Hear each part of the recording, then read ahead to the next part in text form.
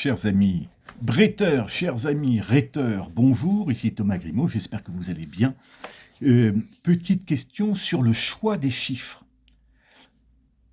Sélectionner des chiffres, les dire dans le probable, même si on n'a pas de certitude à 100%, permet d'asseoir ou de donner un argument à son argumentation. Alors, on se souvient qu'aux européennes, Marion Maréchal avait dit que 70% des violeurs arrêtés dans les transports en commun, arrêtés étaient d'origine étrangère, ce à quoi Manon Aubry de mémoire avait répondu, mais c'est une infime minorité des viols commis en France, et donc, sous-entendu, votre argument n'a pas de poids.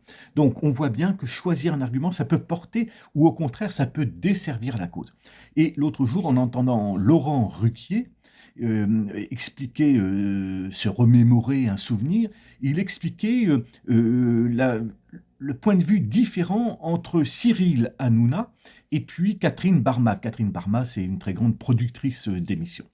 Et Cyril Hanouna voulait toujours mettre en avant, non pas la tête comme je le fais, mais en avant, il voulait mettre en avant le nombre réel d'auditeurs ou de téléspectateurs, en l'occurrence, pour montrer le poids, la force de son émission. Et Catherine Barma, elle, préférait choisir un autre chiffre, un autre angle, alors que c'est la même réalité. Non pas dire il y a 1 million de téléspectateurs, mais décaler l'émission de Laurent Ruquier le soir en la mettant plus longue que d'habitude. Or, le soir, il y a moins de téléspectateurs. Donc, vous pouvez avoir non pas 1 million, mais 500 000 téléspectateurs qui représentent en part d'audience, en pourcentage de tous ceux qui regardent la télé à ce moment-là, un chiffre très important. Donc, avec ce petit exemple très récent d'illustration, on voit bien que choisir le chiffre est une chose fondamentalement importante dans les preuves extra-techniques. Je vous rappelle que je vous renvoie à, hop, on fait un peu de la pub, la force de la rhétorique, au chapitre consacré aux preuves extra-techniques, et à, ça c'est dans le travail préparatoire, et dans le choix des chiffres. Donc, on peut choisir deux chiffres qui disent exactement la même réalité, et selon son argumentation, on dira « Ah ben attention, cher monsieur, en part d'audience, nous sommes à 35% par exemple. » Ou alors, si on considère que le chiffre brut est favorable à sa thèse, on va dire « Ah ben il y avait 1 million ou 500 000 téléspectateurs. » Et dans les débats politiques, puisque j'ai parlé de Marion Maréchal et sauf erreur de ma part Manon Aubry, on constate que Marion Maréchal a choisi un pourcentage, 70% des violeurs des transports franciliens arrêtés sont des personnes d'origine étrangère, et Manon Aubry lui avait répondu « c'est une infime minorité », donc elle relativise le pourcentage.